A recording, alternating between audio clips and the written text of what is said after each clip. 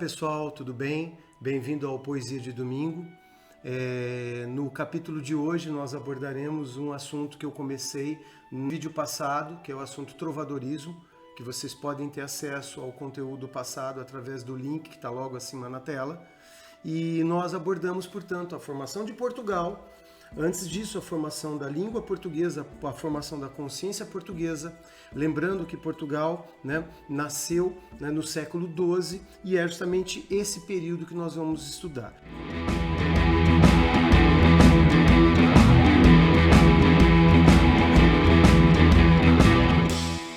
Hoje, Trovadorismo 2, nós abordaremos a parte referente à produção literária daquele período, que é o que de fato nos interessa. Então, quando pensamos na literatura portuguesa, não podemos esquecer de alguns detalhes que foram falados lá, no capítulo passado.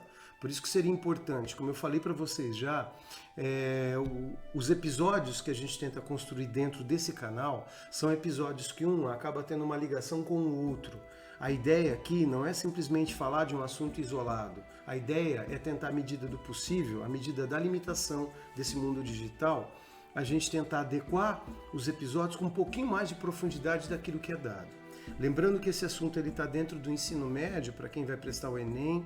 Muitas vezes você vai tentar entrar numa faculdade pelo processo seletivo que é o vestibular, às vezes questões referentes ao ensino médio caem, e esse é o primeiro momento dentro da literatura portuguesa, que é o trovadorismo, como eu disse para vocês.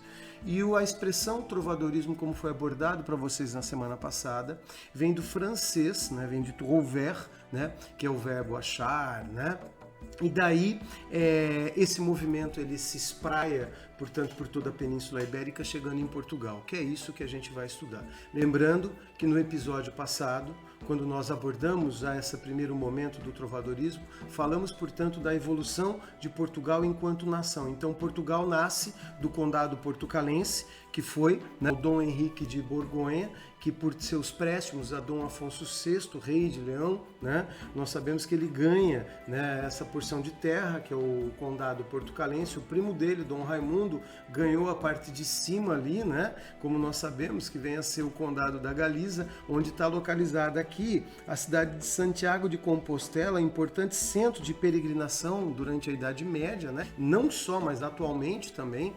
É uma cidade espanhola bem peculiar, em que os peregrinos, nós sabemos que atravessam 3 caminhos básicos dentro da Península Ibérica, que seriam esse caminho francês, o caminho aragonês e o caminho português.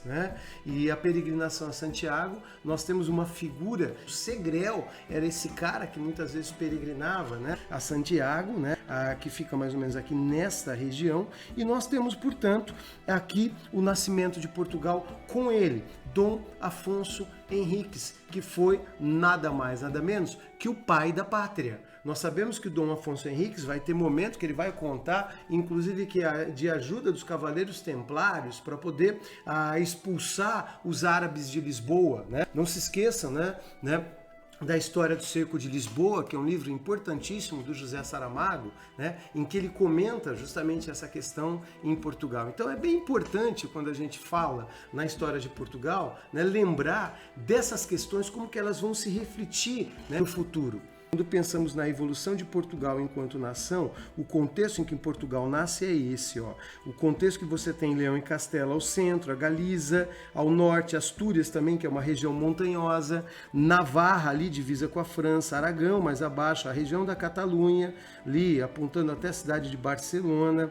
Temos ali a nação portuguesa sendo desenhada no seu mapa atual. Só que nós sabemos que é esse sujeito, como eu já mostrei para vocês, que é o Dom Afonso Henriques, que foi tido como conquistador, que após várias pendengas históricas, ele vai no ano de 1143 celebrar o Tratado de Zamora, faz um acordo com Afonso VII, após isso ele engrossa o seu exército e nesse engrossar o seu exército ele consegue expulsar os árabes ali, dando vazão, portanto, à nação. Então isso foi falado no episódio passado, que é uma forma de você lembrar que a formação de Portugal, ela, além de ter essa raiz histórica que é bastante significativa, ela tem também aquela questão das raízes místicas, né? Porque afinal de contas, né, na Batalha do Urique, nós temos a lenda do Urique que eu contei no episódio passado, em que liga, portanto, Portugal a essa questão religiosa, a questão do cristianismo, e tudo isso vai ser significativo do ponto de vista histórico. Quando a gente estuda a literatura portuguesa, nós sabemos que esse ímpeto da nação, né, em que nós encontramos esse ímpeto desbravador, tal, não podemos esquecer que falamos uma língua que é uma língua comum, a língua portuguesa, que só chegou ao nosso país dada a coragem dos marujos portugueses. Então, temos sim, né, que entender a história como seu todo, não apenas em fragmento. Por isso que é importante essa questão da contextualização.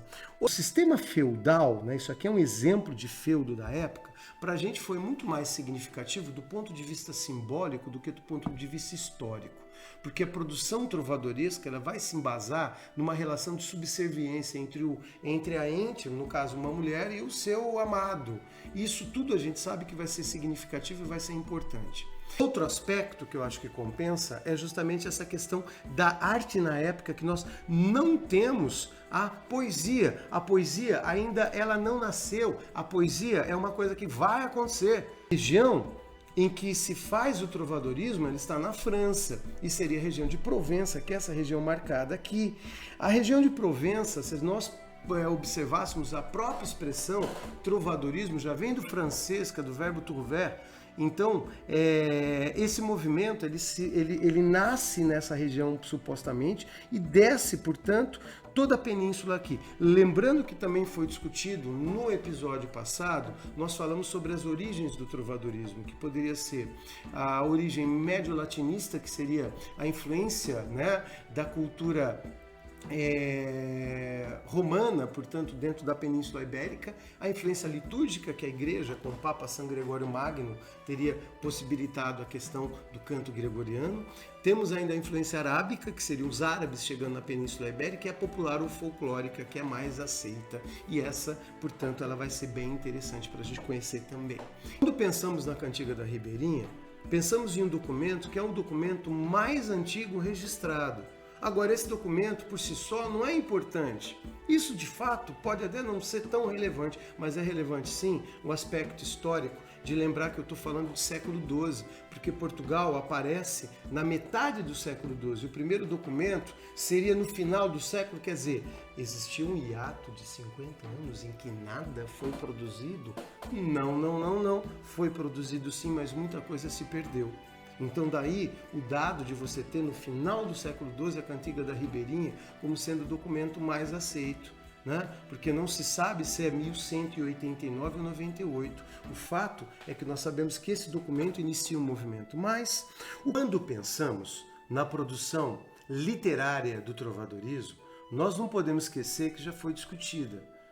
Nós não falamos em outra coisa a não ser nas cantigas, pois a poesia ainda não existe da forma que nós a conhecemos. Então, a cantiga nada mais é do que uma forma de expressão que está vinculada entre a música e o texto. Nós temos, portanto, que você tem que ter um acompanhamento, né? Você tem que ter, né, um músico que conheça o ofício, como também você tem que ter ali a junção do texto. O que chegou aos nossos dias é uma fração daquilo que com certeza deve ter acontecido.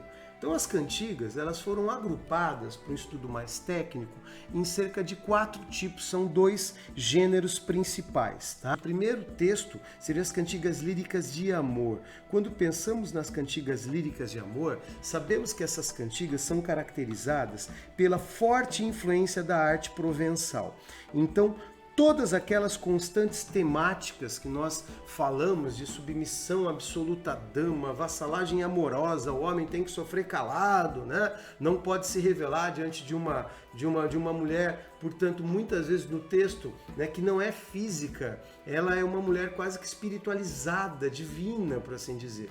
Então elas vão cantar essa coisa da cuita, que é o sofrimento amoroso. O ambiente sempre será palaciano, a linguagem mais elevada. As cantigas líricas de amor, elas revelam, portanto, o amor cortês, elas revelam essa atitude de subserviência. Como eu falei na questão histórica, muito mais importante para a literatura é questão simbólica. Então a relação de subserviência do amado com a mulher amada, né, nós sabemos que vai ser, portanto, a dinâmica principal, o tema principal desse tipo de cantiga, no qual sempre o distanciamento não vai ser um distanciamento, é grande, não, ele é abissal muitas vezes.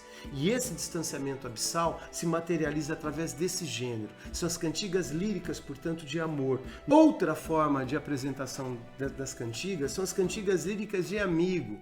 Amigo, gente, na expressão medieval, na pura expressão medieval que estamos imaginando aqui, não é o mesmo sentido que damos à palavra nos dias de hoje, porque hoje, se eu falar assim, amigo é amigo, amiga é amiga, eu tenho amiga, você tem amigos, aquela coisa toda. Só que na Idade Média não. Para a mulher, o amigo nada mais é do que o namorado, o amante, o ficante. Então são cantigas que vão caminhar para um outro vetor. Que enquanto as cantigas líricas de amor a mulher é idealizada, nas de amigo não, a mulher vai ser o quê? Ela vai cantar a saudade do amado, ela vai cantar a distância do amado. Ela vai cantar agora justamente essa ideia de que ele foi lutar, ele foi no fossado. O que é o fossado? O fossado é uma guerrilha, ele foi e volta. Então as cantigas elas vão ter uma ambientação popular, elas vão ter um papel, que é um papel de trazer, portanto, a nação, não mais o ambiente cortês das cantigas líricas de amor, mas sim o ambiente popular. E esse ambiente popular, esse ambiente que é um ambiente... Exemplo, cantigas líricas de amigo, elas podem receber subgêneros. Cantigas líricas de amigo de barcarola, num barco. Cantigas líricas de amigo de romaria, numa procissão religiosa. Já cantigas líricas de amigo de marinha é no ambiente litorâneo. E assim segue, cantigas líricas de amigo de alba ou alva. Os amantes estão se despedindo ao amanhecer. Quer dizer, o que eles ficaram fazendo a noite inteira, né? Não vou nem entrar no mérito da questão, mas elas vão revelar um outro universo. Daí a sua origem popular, mas quem cantava? Sempre a elite. Quem registrava? Sempre a elite. Quem fazia também? Sempre homens. Não temos as mulheres aqui, né, detentoras desse tipo de composição. Então, quando pensamos nessas cantigas, elas são esse segundo gênero, né? O gênero satírico, ele já vai ficar a cargo de dois tipos aqui que eu já disparei, que são as cantigas satíricas de escárnio e as cantigas satíricas de maldizer. Nas cantigas satíricas de escárnio, nós temos aquela que é conhecida como uma crítica indireta. Você não revela o nome da pessoa. Escárnio nada mais é do que uma palavra que pode ser sinônimo também de ironia. Ironia é falar uma coisa querendo dizer outra. Se ironia é falar uma coisa querendo dizer outra, nesse tipo de cantiga você não revela o nome da pessoa e não usa, portanto, palavrão. Já nas cantigas satíricas de maldizer, críticas mais diretas, portanto, você revela o nome da pessoa, você vai usar um vocabulário chulo, vai usar o palavrão, então a coisa pega fogo, gente. Então há esses dois tipos de cantigas satíricas. As cantigas satíricas de escárnio e as cantigas satíricas de maldizer. Escárnio, crítica indireta, vocabulário cuidado. Maldizer, crítica direta, vocabulário chulo, usa do palavrão e tudo que tem direito, né? Isso, gente, tem que aparecer em algum lugar. Onde que vai aparecer? Através de livros, que nós vamos dar o nome de cancioneiros. Então, nós temos aqui também um tocador, portanto, de rabeca, que é um instrumento da época. Então, quando pensamos no trovadorismo, não podemos dissociar a ideia de que música e arte seria uma coisa só. Agora, esses documentos, como eu acabei de dizer a vocês, eles têm que chegar, né, até os dias de hoje através de cópias manuscritas. Essas cópias manuscritas foram chamadas de códices. Nós temos 3 códices trazendo todo esse período para a gente estudar, que é o Cancioneiro da Ajuda, o Cancioneiro da Vaticano, o Cancioneiro da Biblioteca Nacional. Essa é uma página, né, de um dos cancioneiros, o Cancioneiro da Ajuda. Esse cancioneiro, ele foi importante porque ele vai ter cerca de 88 folhas apenas, né? E todas as folhas são isso aí, são cópias manuscritas. Então, não podemos esquecer que muito mais complicado do que comprar papel e caneta na Idade Média é saber ler e escrever. Então essas cantigas chegaram até nós através da elite, né? Então, essa é a página de um dos cancioneiros. O outro cancioneiro que eu cito aqui do lado já é um cancioneiro mais extenso, que é o cancioneiro da Biblioteca Nacional, que esse vai ter 1647 composições. Como vocês podem perceber, essas são cópias, né? E todas essas cópias, elas são basicamente obras de arte, né? Então, quando pensamos nessa ideia dos cancioneiros, eles vão retratar, portanto, esse universo. Então, qual que é justamente a ideia aqui, né, da gente estudar esse período? Estudar com uma documentação, e essa documentação tem essas 3 obras, como eu acabei de citar. O Cancioneiro da Ajuda, ele tem 310 cantigas. Esse cancioneiro, gente, ele é considerado um dos mais breves, né? Ele é composto por apenas 88 folhas. Né? Ele tem 310 cantigas só. O próximo, que é o Cancioneiro da Vaticana, que eu não coloquei nenhuma imagem dele aqui, o Cancioneiro da Vaticana ele é um pouco mais extenso. Ele já vai ter um total de 1205 cantigas. Esse cancioneiro, né, também ele tem algumas folhas a mais do que o Cancioneiro da Ajuda, que tem 88, esse vai ter 120 folhas. Né? Então, só para a gente imaginar a plástica desse manuscrito. Volto a dizer que é um códice literário. O que é um códice? É uma cópia manuscrita. Então, quando pensamos num códice literário, o códice é isso. Além disso, nós temos o cancioneiro, que é o cancioneiro da Biblioteca Nacional, que esse tem 1647 composições, esse já é um pouco mais extenso, ele tem mais de 300 folhas, 335 folhas. Então, esses 3 cancioneiros formam esse estudo que a gente teve. Então, assim, partindo dessa ideia, nós temos que analisar as cantigas. Esse é o Dom Dinis, conhecido como Rei Trovador, conhecido como Rei dos Três Arados, um dos principais reis de Portugal, portanto, nessa época, porque ele vai ser uma espécie de mecenas dentro desse contexto aqui, porque ele vai deixar nos cancioneiros um total de 138 cantigas. Sendo dessas 76 cantigas de amor, 52 cantigas de amigo e 10 cantigas de maldizer. Então ele é considerado o rei trovador, né? Uma espécie de mecenas do período que vai dar sequência aí à primeira casa real portuguesa, que é a Casa de Borgonha, começada lá atrás com Dom Henrique de Borgonha, como eu comentei com vocês no episódio número 1. Vale a pena assistir esse episódio, como está no link citado aí, beleza? O trovadorismo ele não tem isso, ele não tem ainda uma forma, uma métrica definida, que nem vai aparecer quando aparece a poesia palaciana. Se nós pegássemos as cantigas líricas de amigo, olha que eu tenho aqui, ó. Por Deus, coitada vivo, pois não vem meu amigo, pois não vem, que farei? Meus cabelos com cirgo, eu não vos liarei. Quer dizer, traduzindo, fazendo a paráfrase aqui, ó. Por Deus, eu vivo sofrendo, pois meu amado não vem. Pois não vem, que farei? Meus cabelos com fita, eu não os prenderei. Então vocês estão percebendo o detalhe da mulher chamando pelo amado que foi embora? Quer dizer, a saudade é o tema agora. Não há também aqui uma estrutura fixa, definida no trovadorismo. Nós temos várias estruturas aplicadas. Nós temos, dentro das cantigas líricas de amigo, muitas vezes o uso de 2 elementos que são comuns, que também às vezes aparecem nas cantigas líricas de amor, tá? Não é exclusividade de uma só, também aparece. É o paralelismo sintático e o uso do refrão. O refrão é aquela coisa que você conhece, é a repetição integral de um verso na poesia. O paralelismo sintático é quando você faz o quê? Você repete a estrutura, né, do texto, mas muda. Você vai, portanto, criar versos que são paralelos um com o outro. Exemplo dado aqui, nós podemos caminhar essa cantiga aqui do Martim Codex, que é um trovador muito famoso dentro dos cancioneiros, ó.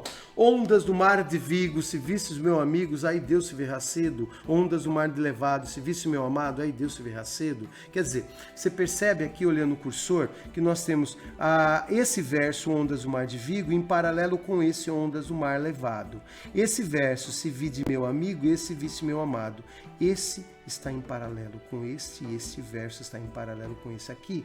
Ai, Deus se verá cedo, ai, Deus se verá cedo, que traduzindo seria aqui, ó, por Deus, digam-se virá cedo, ou por Deus, digam-se virá cedo. Isso aqui seria o refrão, isso aqui seria o verso paralelo. Então aqui nós temos uma série de estrofe e a outra série, são duas séries de estrofes paralelas. Então, o primeiro par de estrofes paralelas e o segundo par de estrofes paralelas. Quando eu falo na prosa, eu com certeza vou lembrar desse sujeito aqui, ó, que é o cavaleiro medieval, gente. O cavaleiro medieval, nós sabemos que ele é uma figura muito comum dentro do trovadorismo. Ó, gravura de um guerreiro medieval com o seu escudeiro. Essa aqui é uma gravura que está apontada ali por volta do século XIII. A gente sabe que é importante lembrar, né, que quando pensamos no trovadorismo, a figura do cavaleiro medieval ela aparece através das novelas de cavalaria ou romances de cavalaria. As novelas de cavalaria ou romances de cavalaria, elas são tecnicamente aquilo que chamamos de as prosificações das canções de gesta. Então, o que é isso? Canções de gesta são canções guerreiras, são canções que faziam narrativas épicas, portanto ela tem o caráter épico cavalheiresco. Não podemos esquecer que desde que o mundo é mundo, o homem conta histórias. E o homem, a partir do momento que ele passa, né, dessa coisa de sociedades ágrafas que não tinham escrita para sociedades que tinham escrita, muitos desses feitos foram relatados através da escrita. Antes eram passados através da memória de pai para filho. E esses cantos guerreiros, eles foram se transformando em lendas, em que vai povoar esse mundo medieval. E as canções de gesta, elas foram canções de caráter épico cavalheiresco, que, uma vez prosificadas, formaram a matéria das novelas de cavalaria. E quando pensamos nas novelas de cavalaria, pensamos no cavaleiro medieval, que é esse personagem importantíssimo aqui. O cavaleiro medieval, ele tem que ser uma figura, né, que é, antes de mais nada, um homem que está acima de qualquer suspeita, olhem vocês. Ele há de ser bom, né? Portanto, a bondade é um pressuposto fundamental ao cavaleiro, afinal de contas, ele tem que sempre estar a serviço de uma outra coisa. Nós não podemos esquecer que no período, a popularização das cruzadas, olha, vamos lembrar dos cruzados aqui, né? Que ajudaram, inclusive, a Dom Afonso Henriques a expulsar os árabes da cidade de Lisboa, que está lá naquele livro do José Saramago, como eu acabei de falar, né? Nós sabemos que isso aí vai ser importante até para a gente estar compondo essa imagem do homem bom, né? O cavaleiro, ele tem que ser bom, portanto. Ele tem que ser, acima de tudo, justo, ó, fiel, tem que ser virtuoso, gente, né? Tem que ser casto. Imaginem vocês a questão da castidade. Por que castidade? Não podemos esquecer que eu estou falando de Idade Média. Não se discute sexualidade como hoje em dia, é outro mundo. Sendo assim, essa questão da castidade vai estar presente, inclusive, em algumas novelas. A Demanda do Santo Grau é uma das mais importantes dentro desse conceito, né? Nós podemos citar aqui, né, que essa ideia, né, dos cavaleiros templários, por dizer, né, olha aqui, ó, os cavaleiros do templo, né? Eles ajudaram a essa ideia de uma luta, né, em um bem comum. Qual que é? Eu vou lutar a favor do cristianismo, então eu vou me colocar numa guerra santa. Então todo esse ideal vai aparecer nesse período.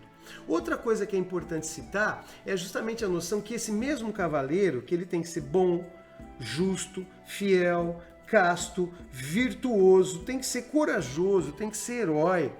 Ele não pode ter medo de tombar em guerra santa. Né? Outra coisa é o homem perfeito. Aí eu pergunto a vocês, se nós observássemos uma série, como é o caso de Guerra nas Estrelas, qual a diferença que existe entre o cavaleiro medieval e o cavaleiro Jedi? Cara, nenhuma. O George Lucas, quando escreveu Guerra nas Estrelas, ele acabou por se inspirar nesse ideal de cavalaria medieval. Do homem sempre casto, a serviço do outro, nunca a serviço de si. É sempre do outro, não é comigo, o negócio é com o outro. Então, quando pensamos nisso, isso vai povoar, portanto, o universo daquela época. E as novelas de cavalaria, elas se transformaram, portanto, no importante, elas são prosificações das canções de gesta, portanto. Então, novelas de cavalaria ou romances de cavalaria seria a produção da prosa do período. E essa produção, ela foi dividida, gente, né? Nós sabemos, em alguns ciclos temáticos. Né? Dentro dessa ilustração que vocês estão vendo, que é a Anunciação, né, de Evangelho Manuscrito Suábio, né, de cerca do século XII, portanto, vocês estão vendo a influência dessa questão religiosa naquele mundo. Então não é simplesmente falar do cavaleiro, mas falar que ele está a serviço do divino. Isso por si só, gente, potencializa a sua ação. As novelas de cavalaria, elas foram divididas em alguns ciclos temáticos. Nós temos aqui a ideia de 3 ciclos que são principais. O primeiro deles que a gente pode citar é o ciclo greco-latino, ou também conhecido como ciclo clássico, né? O ciclo clássico ou greco-latino é o ciclo que vai trazer histórias como Roman de Tebes, Roman de Alexandre, Roman de Troia, como as histórias clássicas medievalizadas. Dessa novela de cavalaria Roman de Alexandre, que foi tirada de uma canção que tinha 12 sílabas poéticas, se origina o verso alexandrino, também chamado do verso do decassílabo, né? Não podemos esquecer desse detalhe. Além desse ciclo, nós podemos citar um outro ciclo interessante, que é o ciclo francês, também chamado de ciclo carolíngio ou ciclo francês. O ciclo carolíngio ou ciclo francês, ele vai ter a história Carlos Magno, os 12 pares de França, né? Exemplo, Crônica de Turpin, né? Crônica de Marinette, né? A Canção de Rolando, que é a novela mais famosa, sabemos que foi parente de Carlos Magno, né? Tem todo o desastre de Roncesvalles, que é uma região francesa próxima aos Pirineus ali, onde se faz inclusive o caminho de Santiago de Compostela, tá? Além disso, o que mais nos interessa é o terceiro ciclo, que é o ciclo bretão ou arturiano. No ciclo bretão arturiano são as histórias, né, de Rei Arthur e os Cavaleiros da Tábua Redonda, basicamente é isso. Só que nós temos também outras histórias desse ciclo aí, né? José de Arimateia é um exemplo disso. Nós vamos encontrar, né, tanto uma novela que vai trazer a história daquele que teria colhido o sangue de Cristo num cálice e escondido esse cálice dos homens. Olhem vocês estão falando do Graal, exatamente, né? A imagem do Graal passa a aparecer, né? Esse ciclo ele vai ser bem importante, né? Ciclo bretão arturiano é o que mais influencia Portugal. Lembrando, não há nenhum herói autêntico português, não há nenhuma história genuinamente portuguesa, embora já teria história para contar, mas tudo isso aí vem de fora. Nós sabemos que isso, né, é partindo das canções de gesta, essas histórias foram sendo lidas, não mais cantadas, certo? Além disso, nós temos o Mago Merlin, né, que é um outro personagem fundamental aqui dentro desse ciclo. A história do Mago Merlin vai trazer, antes de mais nada, né, um personagem que é um personagem que está linkado ali à lenda de Rei Arthur, ou Rei Arthur, né, e os Cavaleiros da Tábua Redonda. Que esse ciclo seria, diga-se de passagem, né, o bretão arturiano, mais famoso em Portugal pela influência dessa novela, que é a Demanda do Santo Graal, né? Lembrando que o Santo Graal, né, que é o cálice sagrado que nós conhecemos ali, né, é uma lenda, portanto, que extrapola aqui o nosso limite de aula, porque tem várias versões do Graal, inclusive parte até de uma lenda celta, mas isso não vem ao caso, quem sabe um dia a gente se aprofunde nesse assunto, mas o Graal como símbolo do cristianismo, o José de Arimateia ter escondido o cálice dos homens, que entra, portanto, como símbolo cristão. Então nós temos a medievalização de uma lenda pagã. Então na Demanda do Santo Graal, nós temos o Rei Arthur reunido em Camelot, né, na Tábua Redonda, Rei Arthur e os Cavaleiros da Tábua Redonda, né, o Rei Arthur presenciando o Graal, e quando o Graal desaparece, ele pede que os seus homens saíssem à demanda. A demanda quer dizer busca. Então a busca do Santo Graal.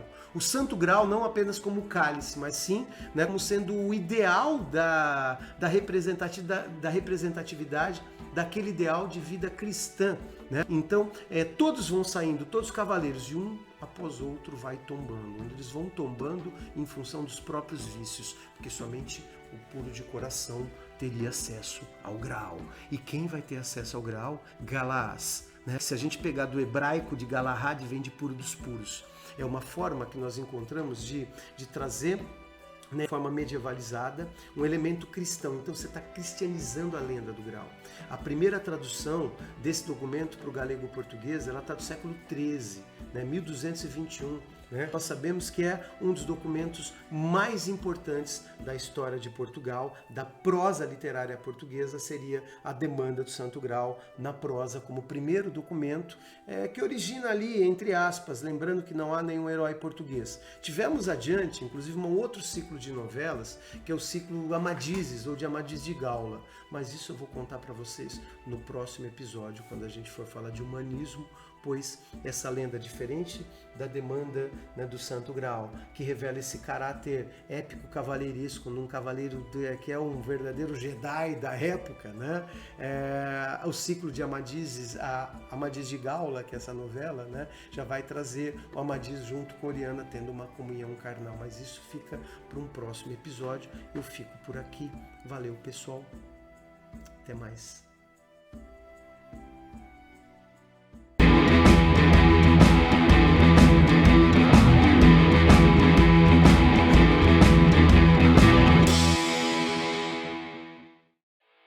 Vivendo no mundo dos livros, que é um universo paralelo, a literatura se mostrou muito mais do que o meu sustento como professor, mas sim uma forma de vivência contínua. A cada livro lido, uma história para contar com personagens que se materializam no nosso cotidiano. Percebi que a literatura dramática, ou seja, o teatro, também sempre nos ensina. Aprendi, na leitura de um quadro, às vezes aqueles sentidos mais ocultos, ou mesmo com um poeta que nos apresenta a vida e o mundo com seu estilo único. Esse canal é dedicado à literatura, à arte e à cultura em geral. É que eu resolvi compartilhar um pouquinho daquilo que eu aprendi nesses quase 30 anos de ensino. A ideia mesmo é tentar democratizar a literatura. Dedico também esse canal aos meus alunos, aos meus ex-alunos e para quem quiser aprender. Aprender o quê? Um pouquinho mais sobre o universo dos livros. Vem com a gente!